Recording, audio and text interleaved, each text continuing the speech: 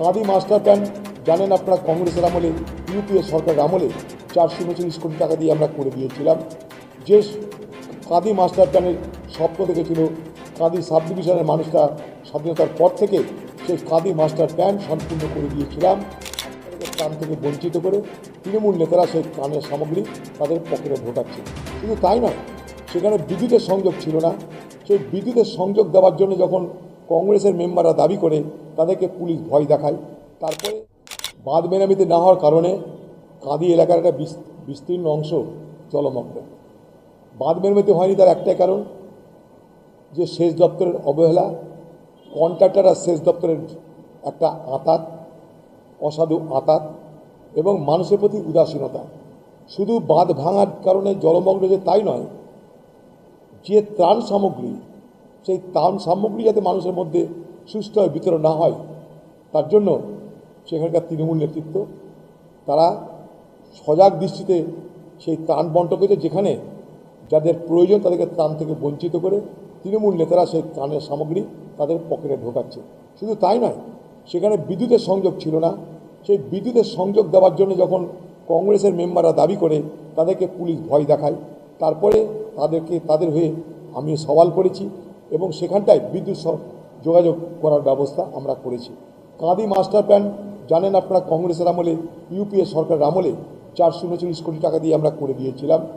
যে কাঁদি মাস্টার প্ল্যানের স্বপ্ন দেখেছিল কাঁদি সাব ডিভিশনের মানুষরা স্বাধীনতার পর থেকে, সেই কাঁদি মাস্টার প্ল্যান সম্পূর্ণ করে দিয়েছিলাম। আপনারা খোঁজ নিয়ে দেখবেন।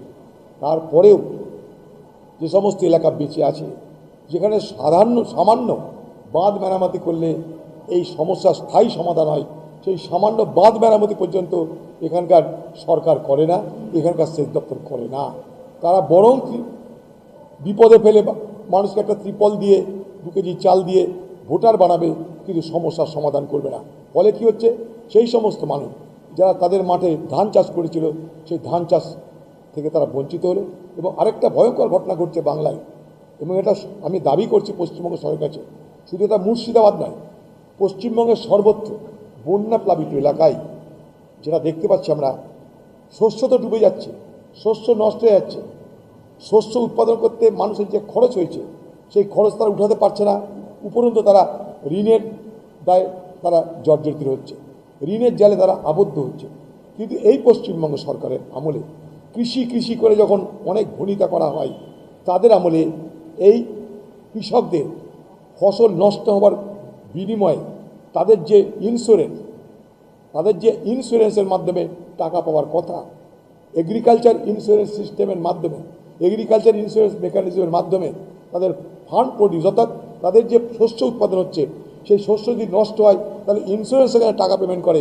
সেই ইন্স্যুরেন্সের অধীনে সেই সমস্ত কৃষকরা থাকা সত্ত্বেও তাদের কিন্তু ক্ষতিপূরণ দেওয়া হচ্ছে না, এবং সেই ইন্স্যুরেন্সের অধীনে বহু কৃষককে আনা হচ্ছে না, বাইরে রেখে দেওয়া হয়েছে। ফলে ফসলের ক্ষতি হচ্ছে, জলমগ্ন হচ্ছে, ফসল পাচ্ছে না, তারা লোকসান হচ্ছে, খরচা তুলতে পারছে না, ঋণের দায়ে আবদ্ধ হচ্ছে।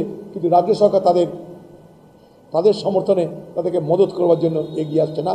ফলে বাংলার প্রত্যেকটা কৃষক, আমি বলি বাংলার প্রত্যেকটা কৃষকের জন্য রাজ্য সরকারের উদ্যোগে, তার দায়িত্বের মধ্যে পড়ে এটা, এই মুহূর্তে ইন্স্যুরেন্স চালু করা হোক। কৃষি ইন্স্যুরেন্স, এগ্রিকালচার ইন্স্যুরেন্স সিস্টেম এখানে চালু করা হোক, তাহলে কৃষক বাঁচবে। নাহলে এই কৃষক আজকে তাদের দুরবস্থার শেষ থাকছে না। আমি বন্যা হবে, কখনো ডিবিসির নামে দোষ দিব, কখনো আকাশের নামে দোষ দিব, কখনো ব্যারেজের নামে দোষ দিব, কিন্তু কৃষকের ফসল নষ্ট হওয়ার জন্য তাদের যে ক্ষতিপূরণ বাবদ ইন্স্যুরেন্স আছে, সেই ইন্স্যুরেন্স ব্যবস্থাটা আমি এখানে চালু করব না। বাংলার কৃষকদের প্রতি এটা একটা দিদির অবিচার, এটা একটা দিদির এক ধরনের চালাকি। আমি বাংলার কৃষকদের নজর আনার চেষ্টা করছি।